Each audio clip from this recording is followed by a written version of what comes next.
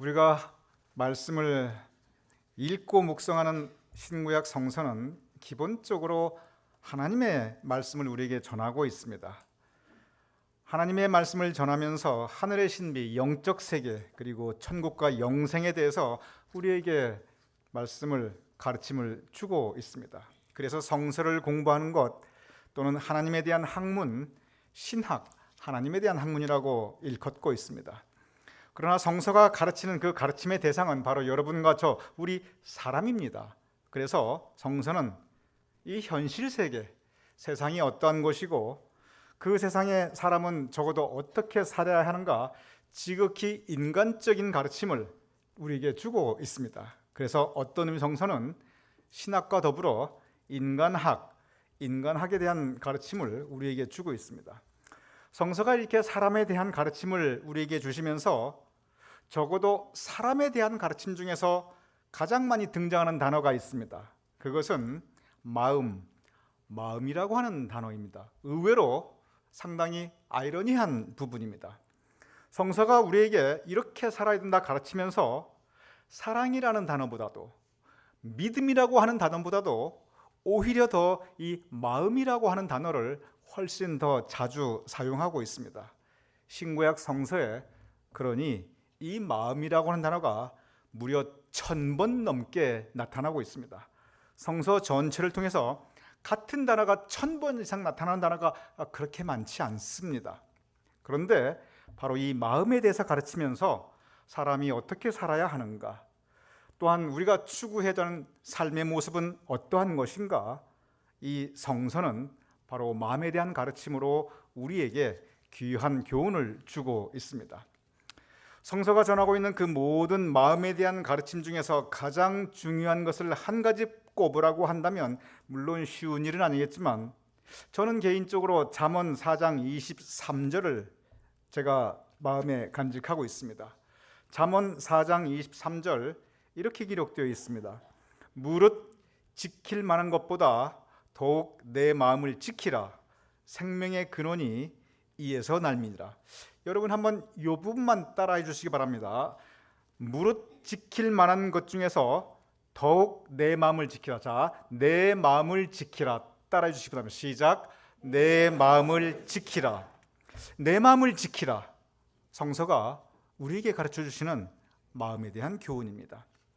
잠언은 근본적으로 우리가 어떻게 살아야 하는가는 이 매일매일 하루 일상생활에 대한 삶의 지혜, 삶의 교훈을 우리에게 전하고 있습니다. 사람답게 살기 위해서는 이렇게 해야 된다. 하나님의 자녀답게 살기 위해서는 이것을 해야 된다. 그러면서 성서는 맨 먼저 우리에게 무릇 지킬 만한 모든 것 중에서 너의 마음을 지켜라 라고 가르치고 있습니다. 여기서 이 지킨다고 하는 이 단어는 방어한다, 보호한다는 뜻을 담고 있습니다. 영어로 guard, 지켜라, 즉 방어하고 보호하고 그리고 간직하라는 뜻입니다. 이것은 무엇을 전제하냐면 지키고 방어하고 보호한다, guard, 즉 우리 마음을 공격해 오는 그러한 세력들이 많다는 것입니다. 여러분 가만히 생각해 보십시오. 무엇이 우리 마음을 시시각각 공격해 들어오고 있습니까? 우리 마음을 무너뜨리려고 하고 우리 마음을 침략하려고 하는 이러한 세력과 공격들이 있기에 잠언 오늘 본문 4장 23절은 무릇 너의 마음을 지켜라, 보호해라, 방어하라 라고 말씀하고 있는 것입니다. 우리 마음을 공격하고 있는 것들 참으로 많습니다.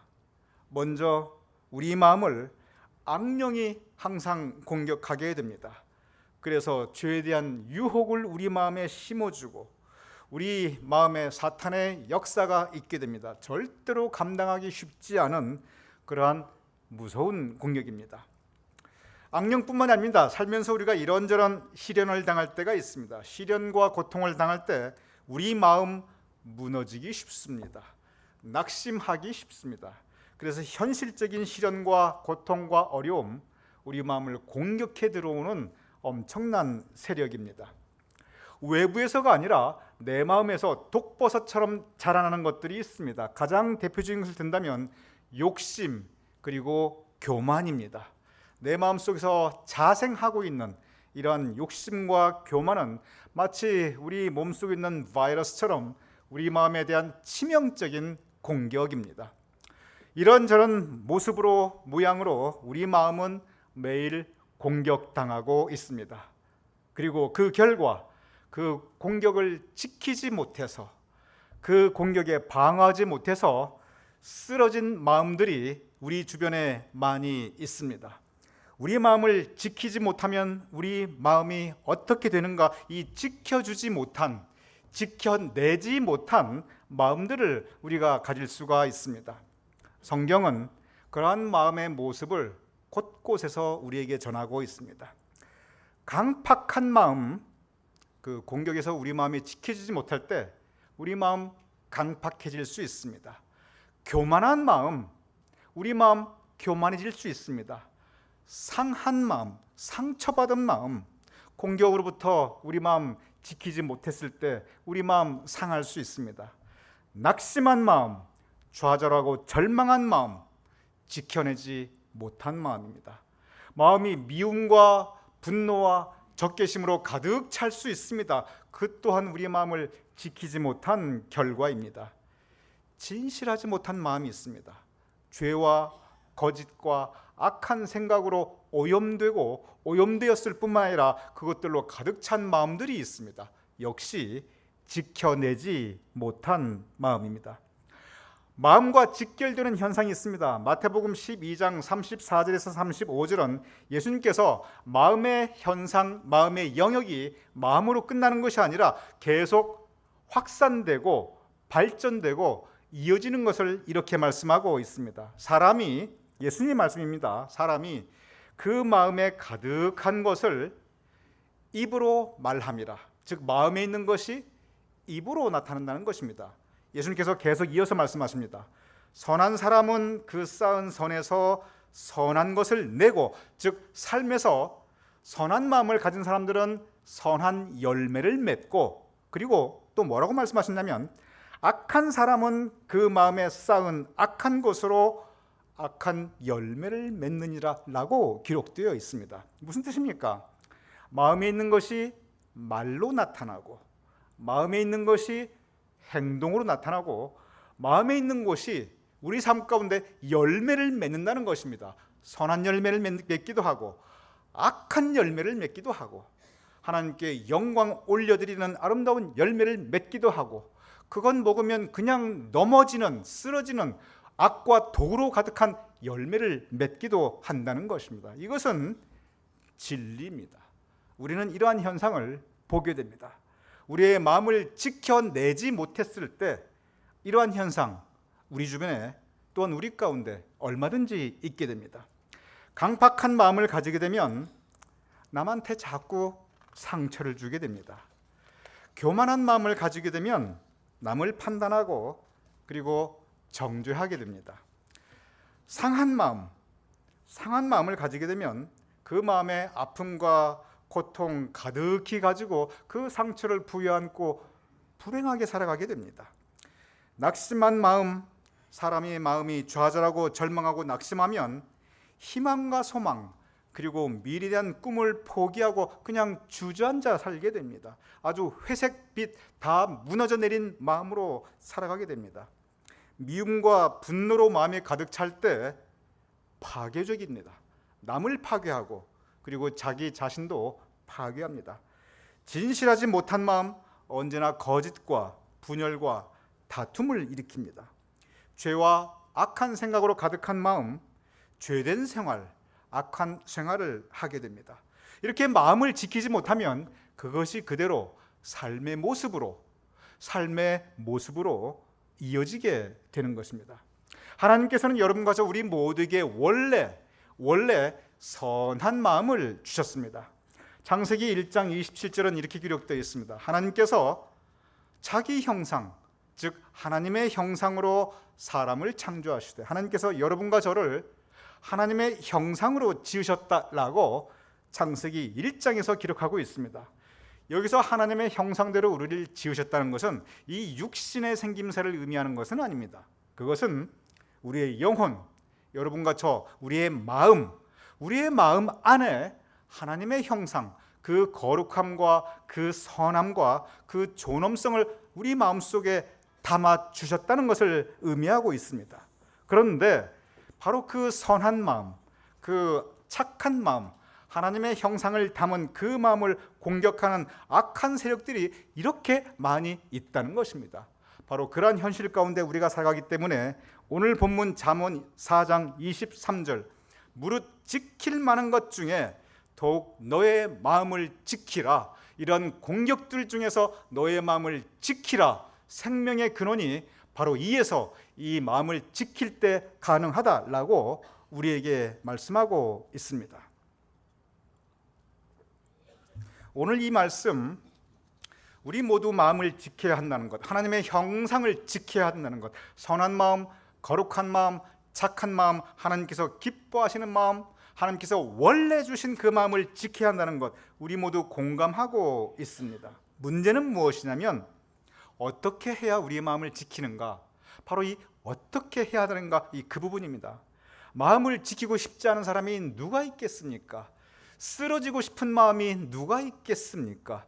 무너지고 파괴당하고 싶은 마음이 누가 있겠습니까? 그런데 어떻게 해야 그 마음을 지켜내는가? 바로 여기에 우리의 관심과 그리고 바로 여기에 성서의 교훈이 있는 것입니다. 오늘 성서 본문 잠언 4장 20절 이하는 바로 그 구체적인 방법, 어떻게 마음을 지키는가, 그 구체적인 길을 우리에게 제시하고 있습니다. 먼저 오늘 본문 4장 20절 이렇게 기록되어 있습니다. 내가 말하는 것에 너의 귀를 기울이라.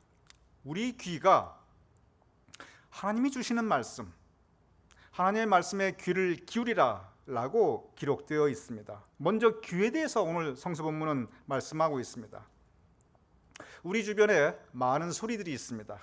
우리가 살아가면서 이런저런 소리들에 우리는 그대로 노출되어 있습니다. 하나님의 말씀이 우리 가운데 있습니다. 은혜의 소리, 선한 말, 덕이 되는 말, 그리고 우리에게 용기와 힘과 격려가 되는 아름다운 말들이 있습니다. 반대로 악한 소리가 있습니다. 악령의 속삭임이 있습니다. 덕이 되지 않는 소리들, 마음을 미혹하고 유혹하는 소리들, 그리고 실족하게 하는 말들이 또한 우리 주변에 얼마든지 많이 있습니다. 문제는 뭐냐면 오늘 본문의 문제는 무엇에 내 귀를 기울이는가 하는 거기에 있습니다. 우리가 살아가는 세상은 어차피 이런저런 소리들이 뒤섞여 있을 수밖에 없습니다. 문제는 오늘 본문은 하나님의 말씀에 너의 귀를 기울이라 라고 기록되어 있습니다. 성서는 믿음은 들음에서 난다라고 우리에게 가르치고 있습니다. 말씀을 들어야 믿음도 생기고, 그리고 그 믿음의 귀를 가지고 선한 말, 아름다운 말에 우리의 귀를 기울일 때 믿음도 자라고 우리의 마음도 지켜진다고 하는 것입니다. 그런데 이 세상은 이렇게 아름다운 말들, 하나님의 말씀만 있는 것이 아닙니다. 정말 그 반대의 소리들, 그 아름답지 못한 말들, 소리들이 얼마든지 있습니다. 그러기에 내가 듣고 싶어서 듣는 것이 아니라 그냥 들려지는 것입니다. 내 의지와 무관합니다. 그대로 우리는 노출되어 있습니다. 이것은 어쩔 수 없습니다.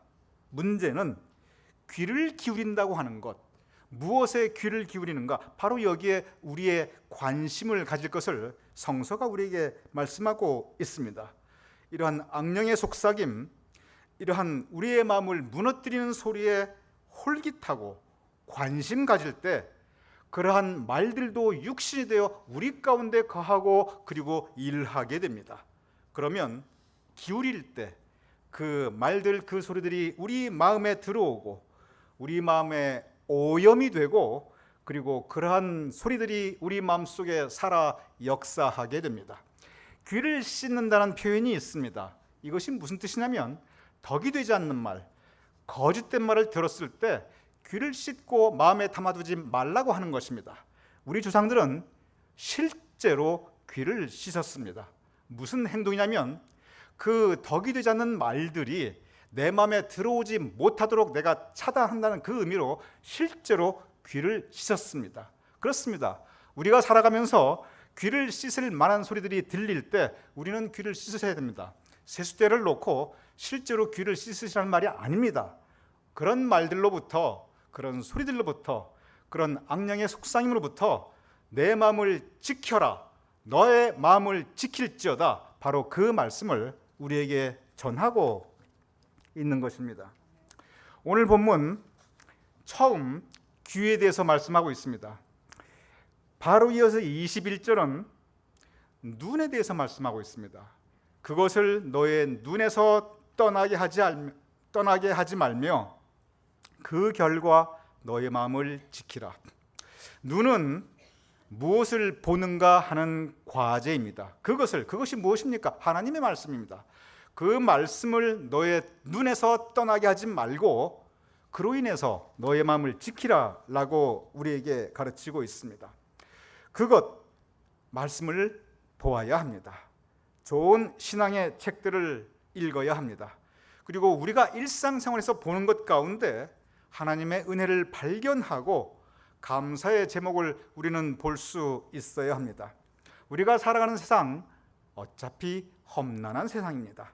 환난과 풍파가 있습니다. 세상 살아나가면서 어려움과 고통과 아픔이 있습니다. 그런데 그러한 환난 풍파, 어려움과 고통이 있는 그 세상을 다시 한번 찬찬히 살펴보시기 바랍니다. 그러면 그 세상, 바로 그 세상에 하나님의 은혜가 가득 차 있는 것을 우리는 볼 수 있습니다. 이 세상은 감사의 제목들로 가득 차 있습니다. 하나님의 사랑으로 이 세상은 가득 차 있습니다. 문제는 무엇이냐면 어디에 우리의 초점을 두는가 하는 것입니다. 이 귀에 대해서 말씀하실 때 무엇을 들어라가 아니라 무엇에 귀를 기울이는가. 어차피 많은 소리가 있습니다. 무엇에 귀를 기울이는가 하는 것입니다. 눈도 마찬가지입니다. 어차피 많은 것들은 보고 싶어 보는 게 아니라 보여집니다. 문제는 어디에 초점을 맞추는가, 바로 그 부분입니다. 우리의 눈의 초점, 하나님의 은혜와 사랑과 감사의 제목에 초점을 두어야 합니다. 어차피 환난 풍파도 있고 아픔과 고통도 보입니다. 그러나 어디에 우리의 초점을 두냐, 바로 그것에 우리의 마음을 지킬 수도 있고 우리의 마음이 무너질 수도 있는 것입니다. 오늘 성서 본문 먼저 귀와 눈에 대해서 말씀하였습니다. 이어서 본문 4장 24절은 입에 대해서 가르치고 있습니다. 오늘 본문 4장 24절 이렇게 기록되어 있습니다. 구부러진 말을 너의 입에서 버리며 삐뚤어진 말을 너의 입술에서 멀리하라. 여러분 한번 찬찬히 생각해 보시기 바랍니다. 구부러진 말, 삐뚤어진 말, 즉 바르지 못한 말, 왜곡된 말이라는 뜻입니다. 그런데 요즘 세상을 돌아가는 걸 가만히 보시기 바랍니다. 특별히 참 안타깝지만 요새 한국 돌아가는 걸 가만히 보시기 바랍니다. 미국도 마찬가지입니다. 왜 그렇게 구부러진 말들이 많고 왜 그렇게 삐뚤어진 말들이 많은지, 그로 인해서 넘어지는 마음들, 그로 인해서 쓰러지는 마음들은 또 왜 그렇게 많은지, 이 바르지 못한 말들, 진실을 왜곡하는 말들, 미혹하는 말, 그리고 남 욕하는 말, 실족해 하는 말, 그 모든 말들이 다 구부러진 말, 그리고 삐뚤어진 말입니다. 하지 말라는 겁니다. 무슨 말을 해야 되는가? 우리는 진리의 말을 말해야 합니다. 은혜의 말을 마음에 담아야 합니다. 마음에 담을 때 그것이 입으로 표현됩니다. 그래서 진리의 말을 하고 은혜의 말을 하고 그리고 감사의 말을 하고 그리고 사랑의 말을 해야 합니다. 무엇보다 예수 그리스도의 은혜를, 천국 복음을 우리는 우리의 입으로 전해야 합니다. 무엇을 말하는가?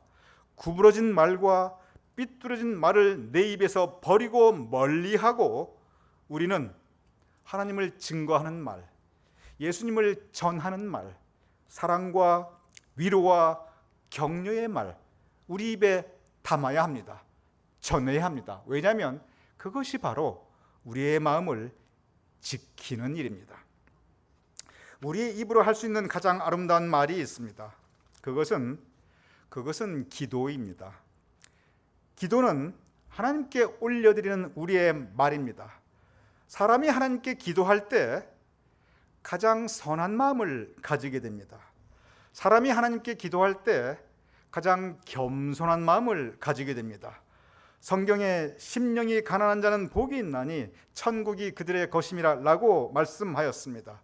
우리는 기도할 때 가장 가난한 마음, 가장 낮아진 마음을 가질 수밖에 없습니다.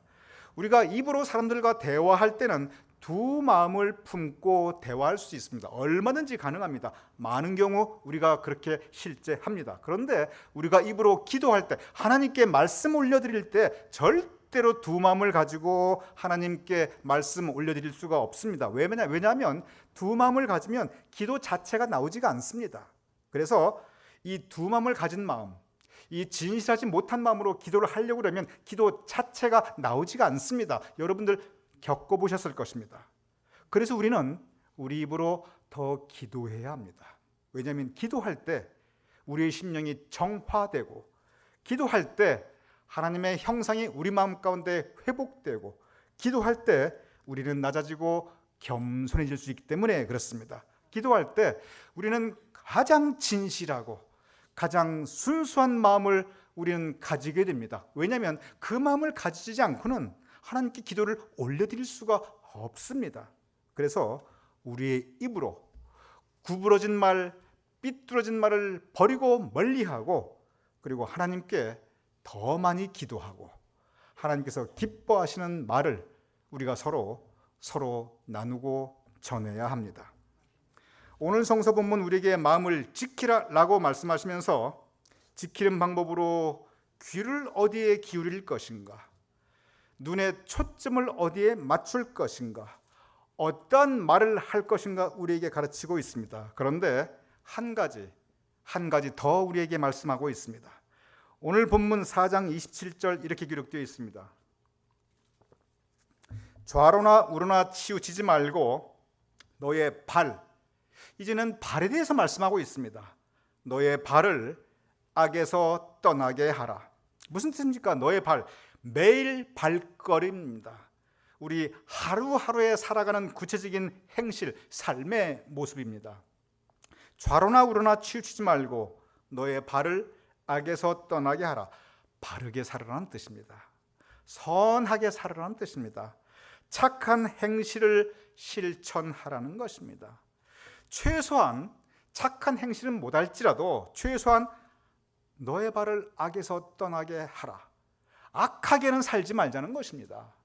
착하고 선하게 살아서 칭찬 듣지는 못할 망정 악한 행실로 우리도 욕먹고 하나님도 욕잡숫게 하고 이렇게 하나님이 영광 가리게 하지, 그렇게 살지 말라는 것입니다. 너의 발을 악에서 떠나게 하라. 매일 발걸음입니다.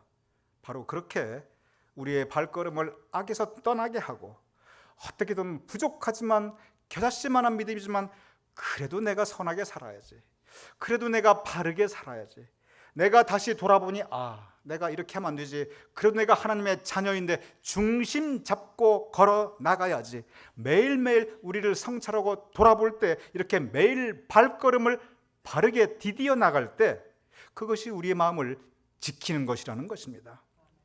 성서는 우리가 어떤 마음을 추구해야 하는가, 우리가 지켜진 마음이 어떤 것인가 분명히 가르치고 있습니다. 빌립보서 2장 5절은 이렇게 기록되어 있습니다. 너희 안에, 여러분과 우리 안에, 우리 각자 너희 안에 이 마음을 품어라.